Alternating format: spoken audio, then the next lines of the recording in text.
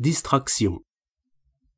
Tout noir, dans la lumière aveuglante et le poudroiement d'un soleil d'août qui vous ôtait le souffle, un corbillard de 3e classe s'arrêta devant le porche entr'ouvert d'un immeuble neuf des innombrables rues de Rome, dans le quartier des Prati di Castello.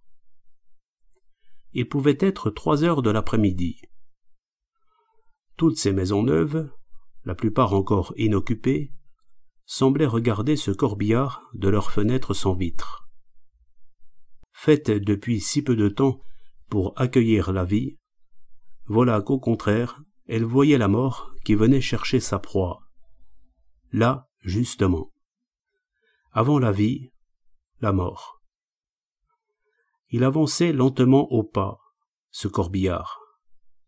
Dès que le cocher qui tombait de sommeil, son chapeau-claque pelé, de guingois sur le nez, un pied sur le garde-boue d'avant, avait aperçu la première porte à moitié fermée, en signe de deuil, il avait tiré sur les rênes, serré son frein, et s'était allongé sur son siège pour dormir plus à son aise. Sur la porte de la seule et unique boutique, on vit le rideau graisseux et froissé s'écarter et apparaître un gros gaillard dépoitraillé, en sueur, rougeaud, ses manches de chemise retroussées sur des bras velus. « Psst !» appela-t-il, tourné vers le cocher. « Oh oh, un peu plus loin !» Le cocher baissa la tête pour regarder par-dessous le bord de son chapeau-claque, desserra son frein, secoua les rênes sur le dos des chevaux et passa devant l'épicerie, sans mot dire. Ici ou là, quant à lui, c'était du pareil au même.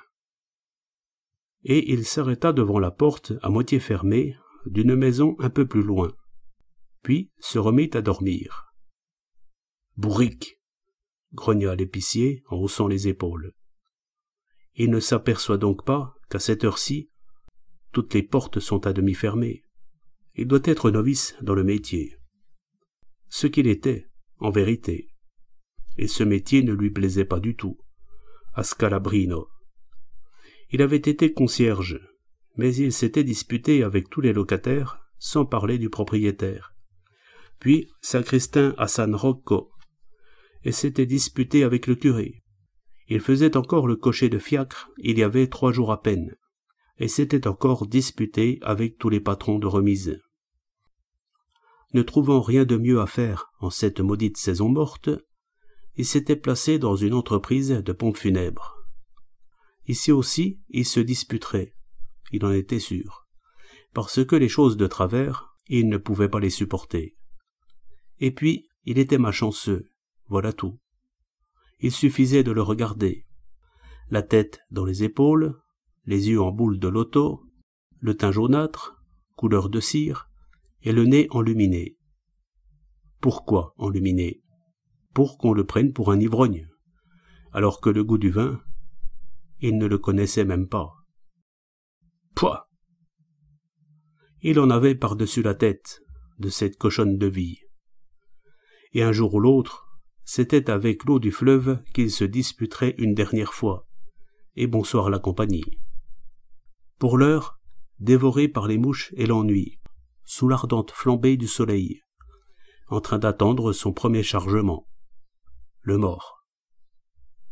Et ne voilà-t-il pas qu'il débusque, au bout d'une demi-heure, d'un autre porche, au bout de la rue, de l'autre côté. « Que le diable te... » au mort, marmonna-t-il entre ses dents, en accourant avec son corbillard, pendant que les croque-morts, haletant sous le poids d'un misérable cercueil couvert de draps noirs filetés de ganses blanches, sacraient et se rebiffaient. Que le diable te... à lui. Oh hé, le numéro de la maison, on ne te l'a donc pas donné ? Scalabrino fit demi-tour sans mot dire. Il attendait que ces gens-là ouvrent le corbillard et introduisent le chargement. Udia ! Et il s'ébranla lentement, au pas, comme il était venu, le pied toujours sur le garde-boue d'avant, et son chapeau sur le nez. Le corbillard, nu, pas un crêpe, pas une fleur. Derrière, une seule femme. Elle marchait sous un voile noir ajouré, de ceux qu'on porte à la messe, baissé sur son visage, dans une robe foncée en mousseline à fleurs jaunes. Et elle avait ouvert une ombrelle claire, trop voyante sous ce soleil. Elle accompagnait le mort, mais elle s'abritait du soleil sous cette ombrelle, et elle allait tête basse, plutôt par honte que par affliction. « Bonne promenade, hein, Rosie ?» lui cria derrière les épaules l'épicier dépoitraillé qui était revenu sur le seuil de sa boutique. Et il accompagna son salut d'un rire gras en hochant la tête. La femme se retourna pour le regarder à travers son voile. Elle leva une main dans une mitaine de fil, en un geste de salut, puis la rabaissa pour retrousser sa robe, découvrant des souliers éculés. Elle avait tout de même des mitaines en fil et une ombrelle, elle. « Pauvre Bernardo, comme un chien !» lança une voix d'une fenêtre. L'épicier leva le nez tout en continuant de hocher la tête. « Un professeur, rien qu'avec sa domestique !» cria une autre voix. De vieille femme, celle-là, d'une autre fenêtre. Sous le soleil, ces voix résonnaient étrangement dans le silence de la rue déserte. Avant de s'engager dans le tournant, Scalabrino eut l'idée de proposer à la femme de prendre un fiacre pour aller plus vite, puisque pas un chien ne venait suivre cet enterrement. Avec ce soleil, à cette heure... Rosina secoua la tête sous son voile. Elle avait juré qu'elle accompagnerait son patron à pied jusqu'à l'entrée de la Via San Lorenzo. « Est-ce que ton patron te voit ?» Silence. C'était juré.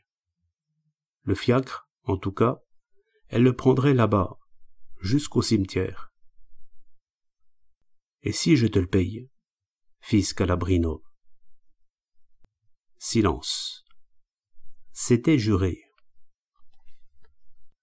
Scalabrino mâchonna une autre imprécation sous son claque et continua au pas, d'abord par le pont Cavour, puis par la Via Tomacelli, la Via Condotti, place d'Espagne, la Via Due Macelli et Capo le Case et la Via Sistina.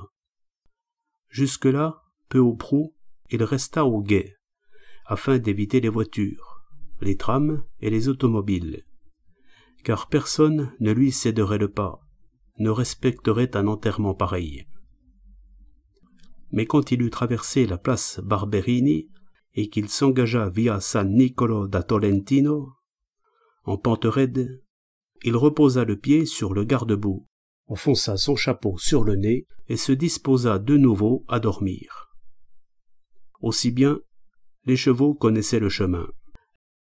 Les rares passants s'arrêtaient, se retournant pour regarder, entre la stupéfaction et l'indignation. Le sommeil du cocher sur son siège et le sommeil du mort à l'intérieur du corbillard.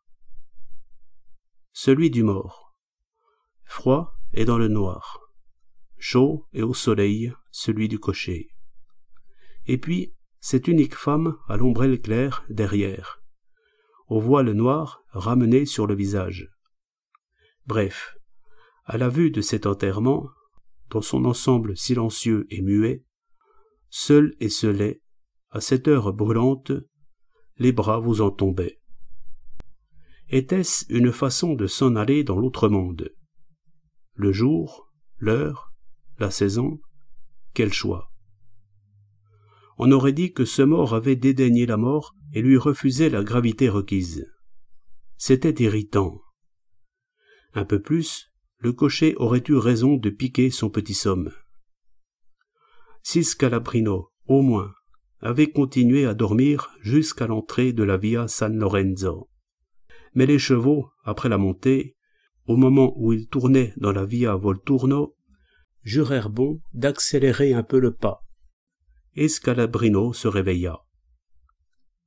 Se réveiller, apercevoir sur le trottoir de gauche un individu long comme une perche, barbu, avec de grosses lunettes, dans un habit étriqué gris souris, et se sentir arriver un paquet en pleine figure, pas même le temps de le dire. Avant même que Scalabrino ait eu le temps de reprendre ses esprits, cet individu se jetait à la tête des chevaux, les arrêtait, et, tout en gesticulant de façon menaçante, comme s'il voulait flanquer les mains en pleine figure à Scalabrino, puisqu'il n'avait plus de paquet à lui lancer, hurlait, braillait. « À moi, voyou, canaille, fripouille! À un père de famille, à un père de 8 enfants, fripouille, canaille !»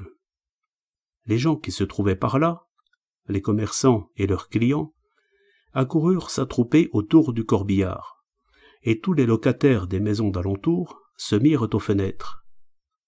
Puis, au brouhaha, d'autres curieux surgirent des rues avoisinantes, et ne sachant pas ce qui se passait, se démenaient, s'accostaient l'un l'autre, se dressaient sur la pointe des pieds.